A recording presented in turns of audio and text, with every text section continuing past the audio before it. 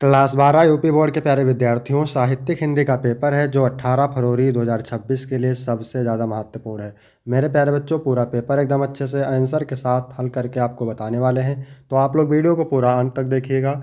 यदि आप वीडियो को पूरा अंत तक देखते हैं तो ये मेरी गारंटी है कि आप बोर्ड एग्जाम में 95 प्लस अंक जरूर लेकर आओगे। मेरे प्यारे बच्चों, समय 3 घंटे 15 मिनट का होता है और पूर्णांक 100 का होता है। यहाँ पर थोड़ा सा निर्देश देख लेते हैं। निर्देश में क्या है? प्रारंभ के 15 मिनट परीक्षार्थियों को प्रश्न पत्र पढ़ने के लिए निर्धारित है।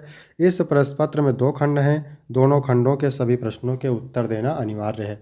तो सभी लोग वीडियो को लाइक कर देंगे, चैनल पर नए होंगे चैनल को सब्सक्राइब करेंगे, शेयर करेंगे।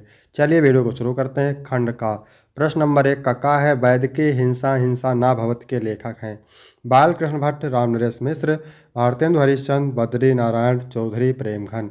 तो वैद के हिंसा हिंसा ना भवत के लेखक हैं भारतेंदु हरिश्चंद्र। तीसरा ऑप्शन राइट हो जाएगा और ये नाटक है। इसके बाद प्रश्न नंबर 1 का है, तिब्बत यात्रा किस विधा की रचना है? क्या संस्मरण है, रेखाचित्र है, यात्रावृत्त है, आत्मकथा है? तो ये जो है तिब्बत यात्रा यात्रावृत्त है, राहुल सांकृत्यायन का। इसके बाद अगला है, हजारी प्रसाद द्विवेदी की रचना है? नदी के द्वीप, मैला आंचल, त्यागपत्र, पुनर्नवा। तो मेरे प्यारे बच्चों, पुनर्नवा उपन्यास हजारी प्रसाद द्विवेदी का है। चौथा ऑप्शन राइट हो जाएगा। नदी के द्वीप अज्ञेय की रचना है, सच्चिदानंद हीरानंद वासेन अज्ञेय। मैला आंचल फणीश्वर नाथ उरेण की रचना है। ठीक है, मैला आंचल फणीश्वर नाथ उरेण की है और त्यागपत्र जैनेन्द्र कुमार का है। इसके बाद अगला प्रश्न है, लवंग लता के लेखक हैं? बालकृष्ण भट्ट, किशोरीलाल गोस्वामी, अमृतलाल नागर, भगवती चरण वर्मा। तो लवंग लता के लेखक मेरे प्यारे बच्चों किशोरीलाल गोस्वामी हैं और ये उपन्यास है। इसके बाद है अगला प्रश्न, प्रश्न नंबर 1 का अंगा राहुल सांकृत्यायन की रचना है? अथातो घुमक्कड़ जिज्ञासा, काठ का सपना, संयोगिता स्वयंवर, मुक्ति बोध, मुक्ति पथ। तो राहुल सांकृत्यायन की रचना है अथातो घुमक्कड़ जिज्ञासा। पहला ऑप्शन राइट हो जाएगा। काठ का सपना मुक्ति बोध की रचना है और संयोगिता स्वयंवर लाला श्रीनिवास का नाटक है, लाला श्रीनिवास दास का नाटक है और मुक्ति पथ नाटक है इलाचंद जोशी का। प्रश्न नंबर 2 का है, जयचंद्र प्रकाश के रचनाकार हैं? चंद्रवरदाई, नरपतिनाल, भट्ट केदार, विद्यापति। तो भट्ट केदार। ठीक है, जय चंद्र प्रकाश के रचनाकार हैं भट्ट केदार। तीसरा ऑप्शन राइट हो जाएगा। चंद्रवरदाई की रचना याद रखेंगे पृथ्वीराज रासो। ठीक है, पृथ्वीराज रासो हिंदी का प्रथम क्या है? महाकाव्य है और चंद्रवरदाई हिंदी के प्रथम महाकवि हैं। ठीक है, विद्यापति की कीर्तिलता याद रखेंगे और नरपति नाल की बीसल देव रासो याद रखेंगे। इसके बाद अगला प्रश्न है, भक्ति काल का महाकाव्य है? पृथ्वीराज रासो, पद्मावत, साकेत, कामायनी।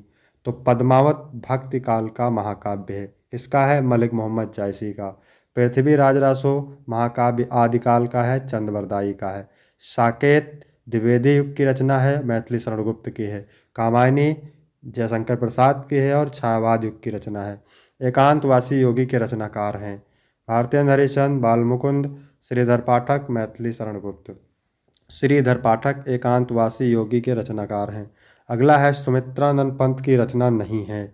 सुमित्रानंद पंत की रचना कौन सी नहीं है? तो राजश्री नहीं है।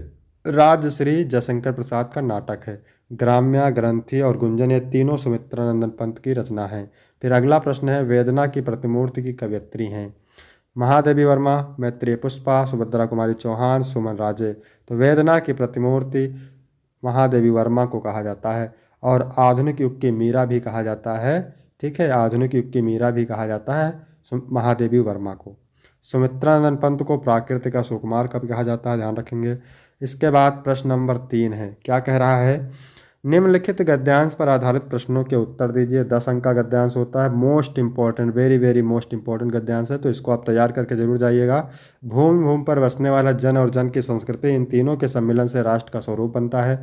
भूमि का निर्माण देवों ने किया है, वह अनंत काल से है, उसके भौतिक रूप, सौंदर्य और समृद्धि के प्रति सचेत होना हमारा आवश्यक कर्तव्य है। भूमि के पार्थिव स्वरूप के प्रति हम जितने अधिक जागरूक होंगे उतनी ही हमारी राष्ट्रीयता बलवती हो सकेगी।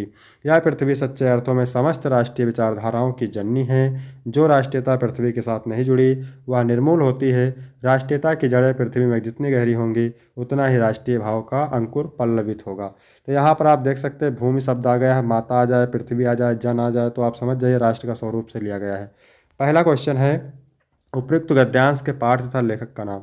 पाठ का नाम राष्ट्र का स्वरूप, लेखक का नाम डॉक्टर वासुदेव शरण अग्रवाल। किसके सम्मिलन से राष्ट्र का स्वरूप बनता है? तो भूमि भूमि पर बसने वाले जन और जन की संस्कृति के सम्मिलन से राष्ट्र का स्वरूप बनता है। इसके बाद अगला प्रश्न है भूमि का निर्माण किसने किया है और वह कब से है? तो भूमि का निर्माण देवों ने किया है, वह अनंत काल से है। हमारा आवश्यक कर्तव्य क्या है? हमारा आवश्यक कर्तव्य भूमि के भौतिक रूप, सौंदर्य और समृद्धि के प्रति जागरूक रहना है। इसके बाद है रेखांकित अंश की व्याख्या कीजिए। तो व्याख्या किसकी करना है? यह पृथ्वी सच्चे अर्थों में समस्त राष्ट्रीय विचारधाराओं की जननी है। जो राष्ट्रीयता पृथ्वी के साथ नहीं जुड़ी और निर्मूल होती, इसी की करना है व्याख्या। इस अंश का अर्थ है कि धरती ही सभी राष्ट्रीय विचारों की जननी है। राष्ट्रीयता का अस्तित्व तब तक मजबूत नहीं होता जब तक वह भूमि से जुड़ी ना हो। अगर राष्ट्रीयता भूमि से नहीं जुड़ी होती तो वह बिना जड़ के होती है, यानी उसका कोई आधार नहीं होता। फिर यहाँ पे अथवा करके दिया है, ये भी मोस्ट इम्पॉर्टेंट है। अर्थ हमारा स्वार्थ बन जाएगा, पुरुषार्थ वह नहीं कहलाएगा अगर भाग्य के परमार्थ से हम उसे नहीं जोड़ सकेंगे।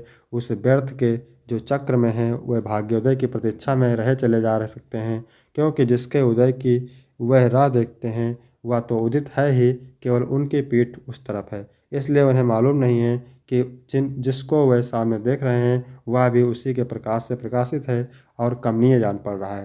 तो देखिए यहाँ पर पुरुषार्थ शब्द आ गया है, तो आप समझ जाइए भाग्य और पुरुषार्थ से लिया गया है। भाग्योदय शब्द आ जाए, भाग्य और पुरुषार्थ शब्द आ जाए, ठीक है। तो प्रस्तुत गद्यांश के पाठ का शीर्षक और लेखक का नाम। तो पाठ का शीर्षक है भाग्य और पुरुषार्थ, लेखक है जैनेन्द्र कुमार। फिर है पुरुषार्थ क्या नहीं कहलाएगा? यदि हम भाग्य को परमार्थ से नहीं जोड़ सकेंगे तो वह पुरुषार्थ नहीं कहलाएगा। भाग्योदय की प्रतीक्षा में कौन चलते रहते हैं? जो स्वार्थ के चक्कर में डूब गए हैं वह भाग्योदय की प्रतीक्षा में चलते रहते हैं।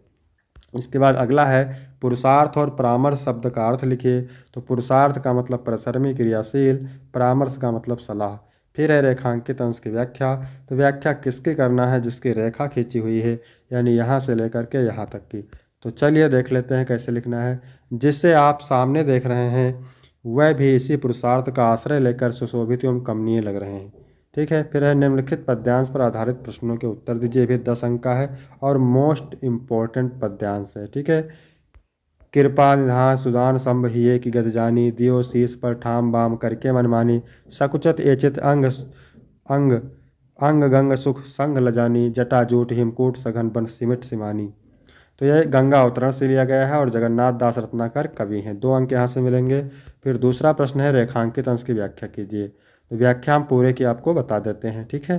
तो इस पद्यांश में कवि ने शिव जी और गंगा के संबंध को गहराई से प्रस्तुत किया है। कृपा निधान सुजान में शिव जी की दया और ज्ञान का वर्णन है। दियो शीश पर ठाम बाम करके मनमानी में यह दर्शाया गया है कि गंगा शिव जी के सिर पर बाईं ओर स्थित है। यहाँ यह संकेत है कि गंगा शिव जी के प्रेम और सम्मान का प्रतीक है। इसके बाद में अगला प्रश्न है प्रस्तुत पंक्तियों में गंगा और शिव जी का किस रूप में वर्णन किया गया है? इन पंक्तियों में गंगा को शिव जी की संगिनी के रूप में प्रस्तुत किया गया है। गंगा की लहरें शिव जी के सिर पर चढ़ती हैं जो उनके आदर और प्रेम को दर्शाती हैं। शिव जी के जटाजूट में गंगा की गहराई और सुंदरता का उल्लेख किया गया है। इसके बाद है इस पद्यांश में कौन सा रस है? तो इसमें श्रृंगार रस का प्रयोग हुआ है। इसके बाद में है प्रस्तुत पद्यांश में शिव जी ने गंगा को अपने सिर पर शरीर पर किस स्थान पर धारण किया? शिव जी ने गंगा को अपने सिर पर ठाम स्थान दिया है। यह दर्शाता है कि गंगा उनके लिए कितनी महत्वपूर्ण है और वह उसे अपनी आराधना और सम्मान के रूप में स्वीकार करते हैं, ठीक है। इसके बाद अथवा करके दिया है, ये भी मोस्ट इम्पोर्टेंट है। तरन तंजा तट तमाल तरुअर बहुछाया, यानी यमुना नदी के किनारे सुंदर तमाल के वृक्ष लगे हुए हैं, सुशोभित हो रहे हैं। उसे देखकर ऐसा लगता है मानो जल को स्पर्श करने के लिए झुके हों। अथवा सब अपनी अपनी शोभा को देखने के लिए जल रूपी दर्पण में उचक उचक करके देख रहे हो, अथवा जल रूपी दर्पण में सब उचक उचक करके अपनी शोभा को देख रहे हो, अथवा जल को परम पवित्र मान करके फल के लालच में दंडवत प्रणाम कर रहे हो, अथवा अपनी गर्मी को दूर करने के लिए सभी सिमट करके एकत्र हो गए हों, अथवा भगवान की सेवा करने के लिए झुके हुए हों। कवि भारतेंद्र हरिश्चंद्र कहते हैं कि यमुना के इस सौंदर्य को देख करके मेरे नेत्र और मेरा मन सुख से परिपूर्ण हो जाता है। ठीक है, तो पहला क्वेश्चन है उपयुक्त पद्यांश के पाठ का शीर्षक और कवि का नाम। तो पाठ का नाम यमुना छवि, कवि का नाम भारतेंद्र हरिश्चंद्र। फिर है रेखांकित अंश की व्याख्या।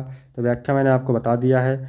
इस पद में किसका मनोहारी चित्रण किया गया है? तो इस पद में यमुना का मनोहारी चित्रण किया गया है, जहाँ तमाल के वृक्ष और यमुना का जल प्राकृतिक सुंदरता को प्रकट करते हैं। फिर अगला प्रश्न है यमुना तट पर तमाल के झुके हुए वृक्ष किस प्रकार के प्रतीत हो रहे हैं? तो यमुना तट पर झुके हुए तमाल के वृक्ष ऐसे प्रतीत हो रहे हैं जैसे वह जल को छूकर अपनी छाया फैला रहे हों और जल में अपनी शोभा देख रहे हों। यह दृश्य अत्यंत सुहावना लग रहा है। इसके बाद है जल रूपी दर्पण में अपनी शोभा कौन देख रहा है? जल रूपी दर्पण में तमाल के वृक्ष अपनी छाया और शोभा को देख रहे हैं, मानो अपनी सुंदरता का आनंद ले रहे हों। इसके बाद अगला प्रश्न है 5 का नंबर, निम्नलिखित में से किसी एक लेखक का जीवन परिचय देते हुए उनकी कृतियों का उल्लेख कीजिए। तो सभी इंपॉर्टेंट जीवन परिचय मैंने वीडियो अपलोड कर दिया है, आप जाकर के देख सकते हैं। शब्द सीमा 80 शब्द में देना है उत्तर और 5 अंक का है। इसके बाद में निम्नलिखित में से किसी एक कवि का जीवन परिचय देते हुए उनकी कृतियों का उल्लेख कीजिए। तो अभी 5 अंक का है और मैथिली शरण गुप्त, सुमित्रानंद पंत, सूर्यकांत त्रिपाठी, निराला, इन सभी का मैंने वीडियो अपलोड कर दिया है, आप देख सकते हैं। 6ठा नंबर प्रश्न है कर्मनाशा की हार अथवा लाठी कहानी की तत्वों के आधार पर समीक्षा कीजिए। 80 शब्द में है, 5 अंक का है। अथवा पंचलाइट कहानी के प्रमुख पात्र की चारित्रिक विशेषताओं पर प्रकाश डालिए। ठीक है, इसके बाद 7 नंबर प्रश्न है 100 पठित खंड काव्य के आधार पर किसी एक खंड के एक प्रश्न का उत्तर दीजिए। शब्द सीमा 80 शब्द है और 5 अंक का है। तो ये अलग अलग जिले के लिए अलग अलग खंड काव्य है, तो इसको आप तैयार करेंगे। फिर है खंड का। ठीक है, तो प्रश्न नंबर 8 का है निम्नलिखित संस्कृत गद्यांश का संदर्भ सहित हिंदी में अनुवाद कीजिए। ठीक है, तो इसका आपको करना है अनुवाद और ये मोस्ट इम्पोर्टेंट है, ध्यान रखेंगे। ठीक है, मोस्ट इम्पोर्टेंट है, ध्यान रखेंगे। कहाँ से लिया गया है? जातक कथा से लिया गया है, नृत्य जातकम से, जातक कथा के नृत्य जातकम से। ठीक है, फिर यहाँ पे अथवा करके दिया हुआ है, ये भी मोस्ट इम्पोर्टेंट है। महामना मदन मोहन मालवीय का जन्म प्रयाग के प्रतिष्ठित परिवार में हुआ था। इनके पिता पंडित ब्रजनाथ मालवीय संस्कृत के सम्माननीय विद्वान थे। इन्होंने प्रयाग के ही संस्कृत पाठशाला, राजकीय विद्यालय और म्योर सेंट्रल महाविद्यालय में शिक्षा प्राप्त करके यहीं राजकीय विद्यालय में पढ़ाना शुरू कर दिए। युवक मालवीय अपने प्रभावपूर्ण भाषण से लोगों के मन को मोह लिया, अतः इनके मित्रों ने इन्हें वकालत की पदवी प्राप्त कर देश की श्रेष्ठ सेवा करने के लिए प्रेरित किया। विशाल विश्वविद्यालय भारतीयों की दानशीलता और श्री मालवीय जी के यश की प्रतिमूर्ति के रूप में सुशोभित है। ये लिया गया है महामना मदन मोहन मालवीय चैप्टर से, इम्पोर्टेंट है। इसके बाद में 8 का खा नंबर दिया है निम्नलिखित श्लोकों का संदर्भ सहित हिंदी में बात कीजिए। मोस्ट इम्पोर्टेंट है, यानी बिरल बिरला स्थूल स्थारा कला व्यू सज्जना, कोई कोई बड़े मोटे तारे ऐसे दिखाई दे रहे हैं जैसे कलयुग में सज्जन, और आकाश मुनि के मन की भांति सर्वत्र प्रसन्न हो गया है। सज्जनों के चित्त से दुर्जन उसी प्रकार दूर होते हैं जिस प्रकार अंधकार दूर होता है।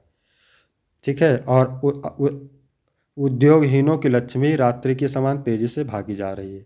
ठीक है, ये पहला चैप्टर है, ध्यान रखेंगे, मोस्ट इम्पॉर्टेंट है।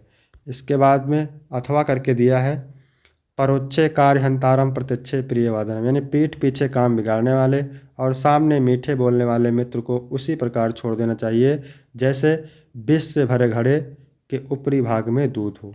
ठीक है, सुभाषित रत्नान से लिया गया है। फिर 9 नंबर प्रश्न है निम्नलिखित में से किन्हीं 2 प्रश्नों के संस्कृत में उत्तर दीजिए। तो 2 प्रश्न यहाँ से करना है आपको और 4 अंक मिल जाएंगे। इसके बाद 10 नंबर प्रश्न है हास्य अथवा करुण रस की परिभाषा उदाहरण सहित लिखिए। भ्रांतिमान अथवा अतिशयोक्त अलंकार की परिभाषा लिखिए। बरवे अथवा कुंडलिया छंद की परिभाषा उदाहरण सहित लिखिए। इसके बाद 11 नंबर प्रश्न है निम्नलिखित में से किसी एक विषय पर निबंध लिखना है। भारतीय किसानों की समस्याएं, व्यावसायिक शिक्षा के विविध आयाम, पर्यावरण प्रदूषण के कारक, जनसंख्या वृद्धि की भयावह स्थिति, राष्ट्र कवि मैथिली शरण गुप्त। ये सभी मोस्ट इम्पॉर्टेंट है, 9 नंबर यहाँ से आपको मिलेंगे। इसके बाद 12 का पहला है तो क्या कह रहा है 12 का पहला, उज्ज्वल का संधि विच्छेद। तो उज्ज्वल का संधि विच्छेद क्या होता है? होता है उत प्लस ज्वल। क्या होता है? उत प्लस ज्वल। ठीक है। फिर सन्नद्धा का संधि विच्छेद होगा, तो इसका आपको संधि विच्छेद बताना है। इसके बाद में है कश्चित का संधि रूप होगा। तो कश्चित होगा, क्या होगा? ये पहला वाला, निम्नलिखित में से किसी एक शब्द का विग्रह करके समास का नाम लिखना है। कृष्ण सर्प। ठीक है। इसमें कर्मधारय समास है। अनुरूपम अव्ययीभाव समास है। इसके बाद में त्यारा का नंबर है, निम्नलिखित में से किसी एक शब्द के धातु एवं प्रत्यय का योग स्पष्ट करना है। पशुता। ठीक है। कटुता, गुरुता। गुरु शब्द है, तल प्रत्यय है। कट शब्द है, तल प्रत्यय है। निम्नलिखित में से किसी एक शब्द में प्रत्यय लिखिए। प्रभुता में प्रभु शब्द है, तल प्रत्यय है। इसके बाद में अगला प्रश्न है, रेखांकित पदों में से किसी एक पद में प्रयुक्त विभक्ति तथा संबंधित नियम का उल्लेख कीजिए। ठीक है। पादेन खज्जा अस्ति, पैर से लंगड़ा है। एनांग विकारा सूत्र से तृतीया विभक्ति है। ठीक है, इसमें ध्यान रखेंगे। इसके बाद 14 नंबर प्रश्न है, असामयिक तत्वों के प्रकोप से क्षेत्र में अशांति फैलाने की आशंका को देखते हुए क्षेत्रीय पुलिस स्टेशन को प्रार्थना पत्र अथवा कक्षा में प्रथम स्थान प्राप्त करने पर अपने मित्र को बधाई देते हुए एक पत्र लिखिए। तो यहाँ तक वीडियो कंप्लीट होता है। वीडियो कैसा लगा? वीडियो अच्छा लगा हो तो वीडियो को लाइक करेंगे, चैनल को सब्सक्राइब करेंगे, शेयर करेंगे। फिर मिलते हैं आपको अगली वीडियो में। तब तक के लिए जय हिंद, जय भारत।